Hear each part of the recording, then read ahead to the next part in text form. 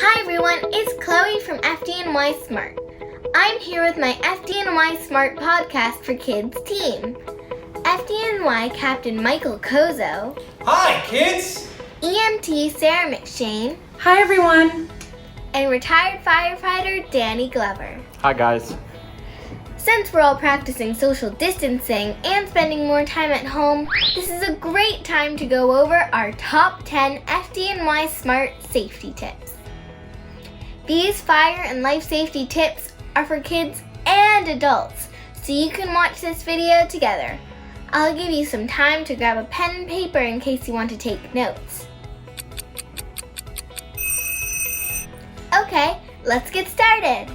The first tip we want to share with you is to call 911 anytime there is an emergency. This includes fires, smoke, odors of gas, or medical emergencies. When calling 911, make sure to stay calm. Take deep breaths and speak loud and clear. A dispatcher will answer when you call 911, and their job is to ask where you are so that they can send you help right away. Ask an adult to teach you your address and practice saying it over and over. If you aren't at home when you call 911 and aren't sure where you are, try to look for buildings and street signs, anything that can help first responders find you. The dispatcher will also ask what the emergency is. Is there a fire? Is someone sick? Make sure you answer the questions. Your answers will help determine the kind of help you need and who will be sent to help. Remember to follow their instructions. When the first responders arrive, they might show up in an ambulance or a fire truck with sirens. They might be wearing masks or carrying their tools, but don't be scared and don't hide. They're here to help. Great advice, Sarah and Danny. The second FDNY Smart tip is working smoke and carbon monoxide alarms save lives. Working alarms give you and your loved ones an early warning signal that something is wrong. Testing alarms can be loud and the noise can seem scary, but it's important to know what they sound like because alarms are there to help keep us safe. Captain Kozo, can you explain to the adults out there how to properly install and check their alarms? Sure, Chloe. Be sure to have the right type of alarm. All new and replacement smoke alarms should have a sealed 10-year battery that is non-replaceable and non-removable. If your alarm still uses removable batteries, be sure to change them twice a year. A great reminder is changing batteries on days clocks are changed for daylight savings time. Install alarms on every level of your home, including basements and where you sleep. This is important because a lot of fires happen at night when you're sleeping, and because carbon monoxide is odorless and tasteless, the only way to know it's in your home is with a working alarm. That's right, Chloe. It's also important to never disable your alarms, even when you're cooking. Sometimes they can go off when food burns, and that can be annoying, but it's important to leave your smoke alarms properly installed. And since we've been doing a lot more cooking at home lately, our third tip is very important. Always stay safe while cooking. Hey Danny, didn't you take us to your kitchen recently to share some safety tips? I sure did. We talked about a lot of ways to cook safely. A tip for all you parents watching is to establish a kids-free zone of 3 feet around your stove. It's also important to keep the area around your stove clear of towels, papers, and pot holders. Adults should wear short or tight-fitting sleeves when they cook, since long loose sleeves are more likely to catch fire. Kids, if you see adults cooking with long loose sleeves, remind them to wear short sleeves instead. Adults should also turn pot handles inward to prevent burns caused by overturning or spills. And while cooking, never leave children unattended in the kitchen. As a matter of fact, never leave cooking food unattended in the kitchen either. That's why I always sing, "Stand by your pan.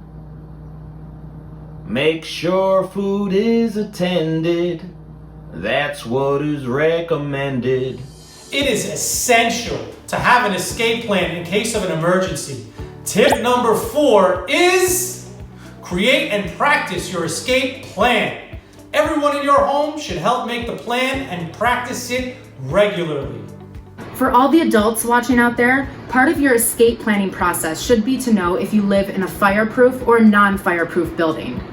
Knowing if a structure is fireproof or non-fireproof will help determine if you should stay or go, depending on the circumstance of the fire in your building. You can download an escape plan activity sheet as part of our free FDNY official activity book for kids, found online at fdnysmart.org/connect.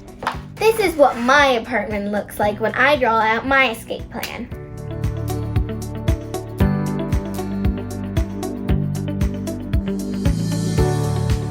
That looks great, Chloe. It's important to draw out a floor plan of your home. Walk through your home and find all possible exits. Be sure all escape routes and hallways are clear of clutter and storage. Make sure the adults in your home teach you how to unlock and open windows and doors in your home in case you need to get out fast. Pick a family member who is responsible for waking kids or older adults in case you need to escape when you are asleep. And agree on a meeting place outside your home. And don't forget to call 911 once you're in a safe location. Now you have to practice these drills. Since more fires happen at night, start your drills in bed and pretend that you're sleeping. Begin the drill with the sound of the smoke alarm.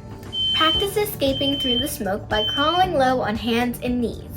Sarah, I think your dog is a pro at this, right? Yep, she's making sure everyone in my home is FDNY smart. She is so cute! Make sure you follow your escape plan from the beginning all the way through to your designated meeting place outside your home. When making your exit, remember, some buildings have fire escapes, which are to be used as exits in the event of an emergency like a fire. If you have a fire escape in your building, remember to include it in your escape plan. Keep windowsills and doors leading out to your fire escape clear so you can escape easily during a fire. Hey, who left Mr. Snuggles there? When you practice your escape plan, please remember our next tip, which is tip number 5. Always close the door when escaping a fire. Closing the door traps the fire inside. Closing the door is so important. When you close the door, the flames and the smoke aren't able to travel down hallways and through stairwells. When you practice your escape plan, always close the door behind you when you make your escape.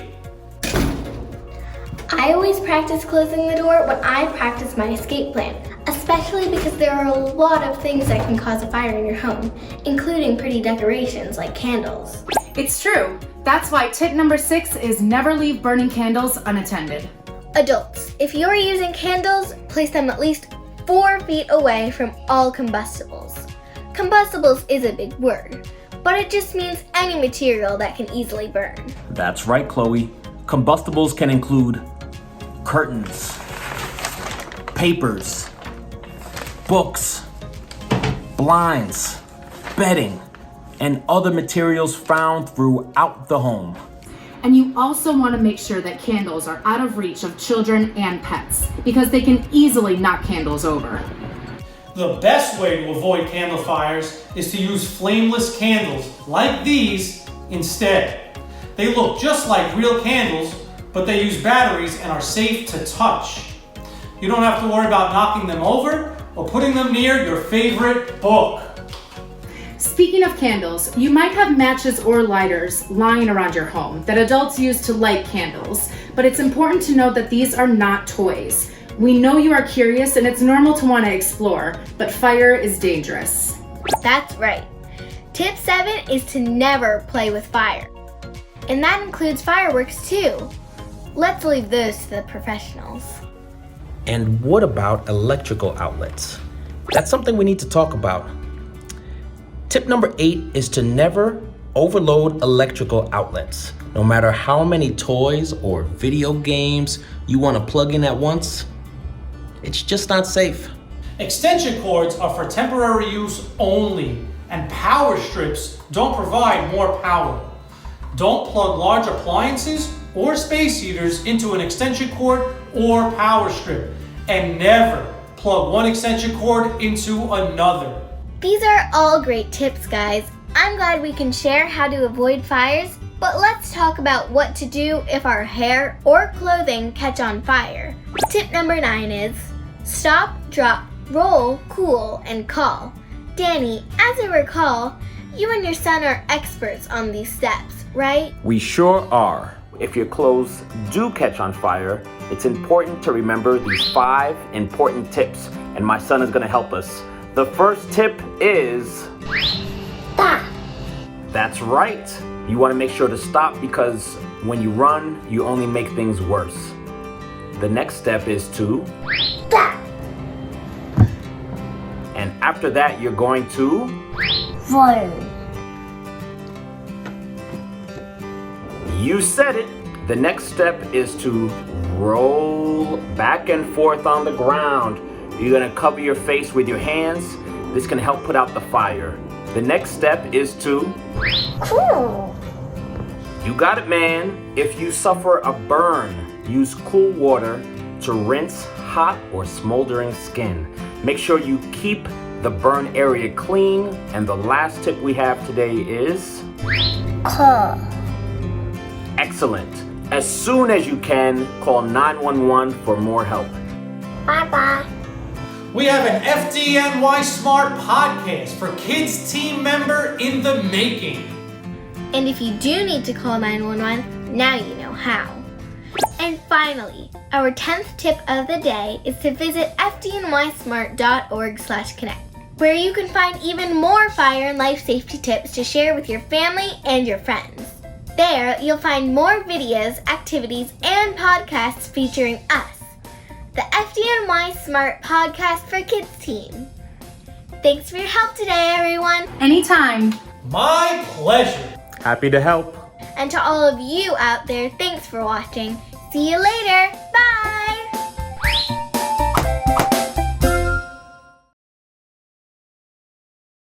Learn more about the mission of the FDNY Foundation and its partners and how you can help support New York's bravest at fdnyfoundation.org/smart.